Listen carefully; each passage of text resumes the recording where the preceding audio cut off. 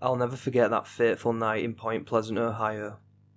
Everyone in town had always brushed off the tales of the Mothman as a mere urban legend, dismissing them as nothing more than campfire stories meant to send shivers down our spines. But on that chilling evening, the legend came to life, and I became an eyewitness to a horror I could never erase from my memory. It was a cold November night, and a thick, ominous fog shrouded the entire town. I was out driving on Route 62, heading home from a late night shift at the local diner, and that's when I spotted something out of the corner of my eye. A strange, shadowy figure darting across the road in front of me, too fast to be human. I instinctively slammed on the brakes, bringing my car to a screeching halt in the middle of the road. As I stepped out of my car, the fog enveloped me like a blanket. I could barely see my hand in front of my face. The road was eerily quiet, no sound of wildlife, and no passing cars. It was as if you'd just flicked on your noise-cancelling headphones. A sense of foreboding weighed upon me as I felt unseen eyes gazing at me through the dense fog. All sorts of scenarios darted through my head, and that's when I saw it for myself. A silhouette of the Mothman, with his enormous wings and piercing red eyes looming in the foggy darkness. His wings stretched out to an unearthly span, resembling tattered leathery fabric. The eyes were the most haunting feature, a vivid crimson that seemed to burn with an otherworldly intelligence. I couldn't move, couldn't tear my gaze away from those terrible eyes.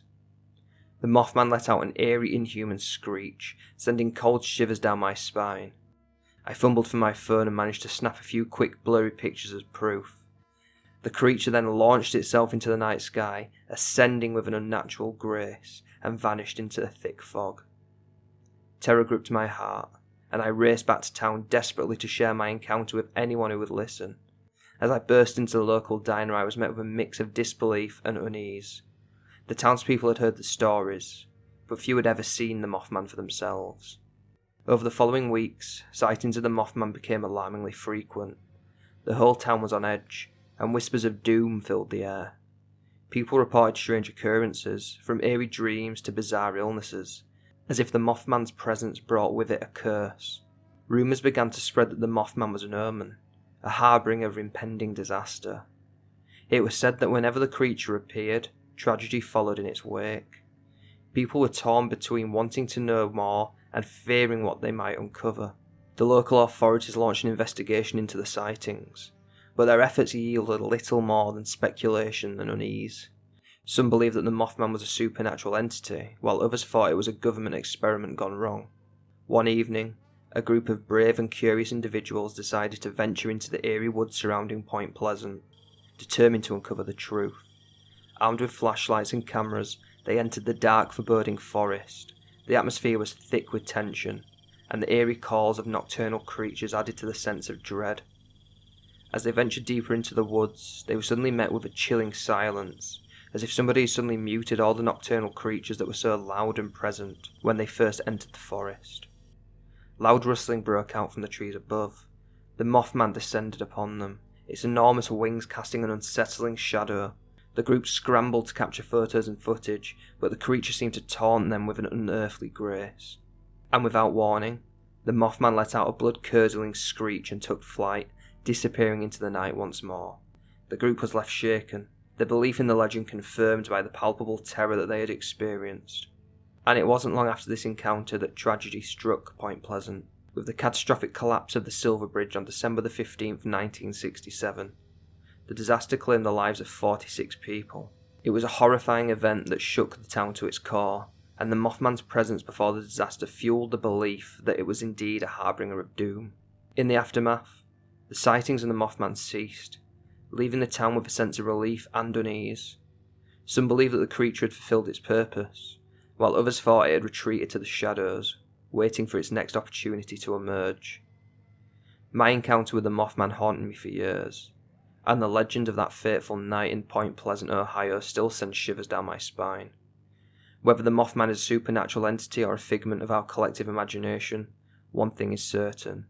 It left an inedible mark on the town and its people, forever altering the way they viewed the world and the darkness that lies within it.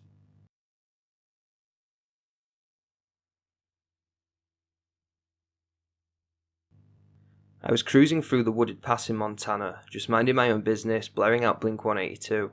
You know, along with the usual stuff whilst driving through the wilderness. Trees, winding roads, the whole deal. But then, out of nowhere, my car decides to throw in the towel. The lights flickered and died, and I rolled to a complete stop. Car kaput. So there I am, stuck in the middle of nowhere, with nothing but trees and darkness around me. I did the usual checks, popped the hood, and stared at the engine as if I could magically diagnose the problem. No luck. The woods, now bathed in the soft glow of the moon, held an eerie stillness that made the situation feel more dire than it probably was. I tried waving down some passing cars, but no one was in sight. Classic, right? Then I thought, I'll just call for help. But surprise, surprise, no signal. Now I'm not the panicking type, so I figured, alright, I'll just chill in my car till morning, and everything will be cool. But here's where it gets weird. As soon as I settled in for the night, I start hearing these freaky noises, rustling footsteps, strange howls, the whole shebang. I'm thinking it's some kind of wildlife, but it's too close for comfort, and just when I thought it couldn't get any worse, I caught a glimpse of what appeared to be some massive shadowy figure. So here I am, stuck in my car, feeling like I'm being watched by something straight out of a Bigfoot documentary. I couldn't help but shake the feeling the woods are just playing tricks on me, or maybe I stumbled into some real-life X-Files scenario. Welcome to Montana, right? The night dragged on, each passing minute feeling like an hour. I could hear every creak and every rustle in the darkness, and the unsettling feeling that I was being watched didn't let up. I tried to shake off the paranoia, convincing myself that it was just my mind playing tricks in the eerie silence of the woods. At some point, I must have dozed off, hoping that the light of the day would bring to an end this bizarre episode. But sleep was short-lived. I jolted awake to a sound of something being thrown at the car. It sounded like a rock on metal. I wasn't sure if it was some kind of lucid dream. You know, the kind when you're about to nod off and suddenly hear a loud noise.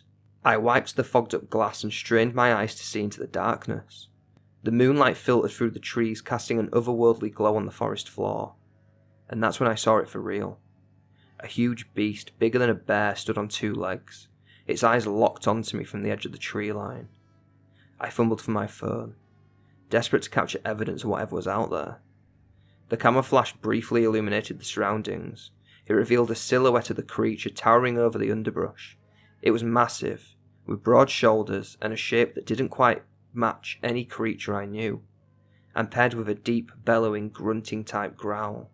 As the flash faded, the creature retreated into the shadows, its eyes remaining fixed on me. I couldn't make out any details, but the sheer size and the unearthly growl left me paralysed with fear. The night air felt changed with an energy that seemed to vibrate through the car. I contemplated making a run for it, but the fear of the unknown rooted me to my seat. The growls persisted, low and menacing, echoing through the forest.